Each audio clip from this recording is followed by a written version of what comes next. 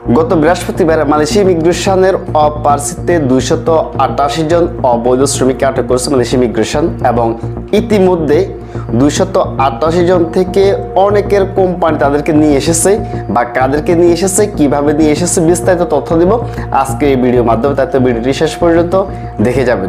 যে আপনারা ইতিমধ্যে জেনেছেন যে গত 10 এপ্রিল বৃহস্পতিবার মালয়েশিয়া ইমিগ্রেশন কাজাং এরিয়াতে অপারসি দিয়েছে, যেখান থেকে কিনা 288 জন অবৈধ শ্রমিককে আটক করেছে, যেখানে দেখা যাচ্ছে 242 জন পুরুষ এবং 46 জন মহিলা।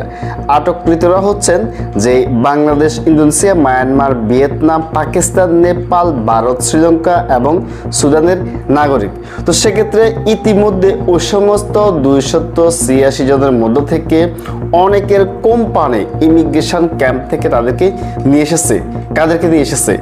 যে সমস্ত ভাই বন্ধুগণ যে আপনারা যে এজেন্টের হাতে পাসপোর্ট দিয়ে কাজ করতেছেন, তো সেক্ষেত্রে আপনার হাতে শুধুমাত্র পাসপোর্ট ফটোকপি রয়েছে অথবা ভিসার ফটোকপি রয়েছে। আপনারা জানেন যে ইমিগ্রেশন যখন কিনা কাউকে আটক করবে আপনাকে অবশ্যই অরিজিনাল পাসপোর্ট শো করতে হবে।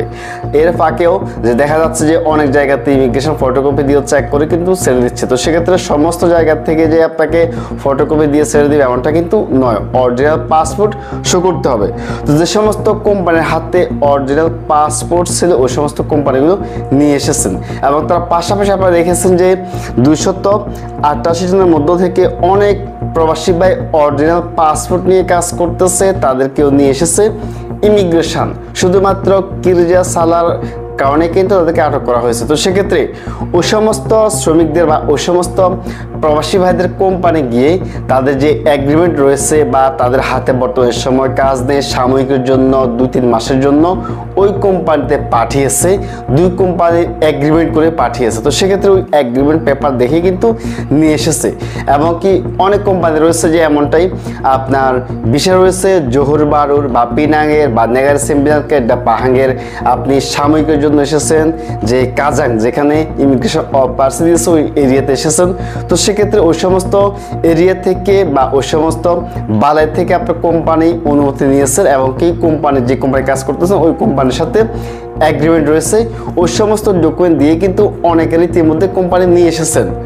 শুধুমাত্র যে সমস্ত প্রবাসী ভাইদের হাতে কোনো প্রকার যে বৈধ ডকুমেন্ট নেই, আপনার কোম্পানি কোনো প্রকার আপনার জন্য তদবির করতেছে না, তাদেরকে এখনো পর্যন্ত ইমিগ্রেশন আটক করে রয়েছেন এবং 14 দিনের মধ্যে কিন্তু বা 14 দিন তাদেরকে যে কোর্টে তুলবেন এবং তাদের সাজা যে দিয়ে দিবেন, যে কাদের কত মাস সাজা হবে বা কত টাকা জরিমানা হবে, আপনি কত বছর অবৈধ তার উপর ডিপেন্ড করে কিন্তু যে আপনার সাজা আপনাকে আদালত থেকে প্রদান করা হবে।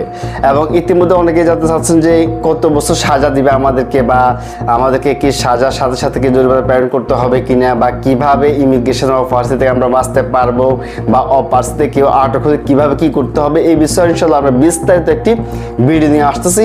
পরবর্তী সময় অবশ্যই পাবেন, তাদের চোখ রাখুন প্রবাস টিভিতে। আমরা নতুন তথ্য আপনাদের সামনে নিয়ে আসি, তাই অবশ্যই চোখ রাখুন প্রবাস টিভি ফেসবুক পেজ এবং কি ইউটিউবে। ধন্যবাদ। আসসালামু আলাইকুম ওয়া রাহমাতুল্লাহ।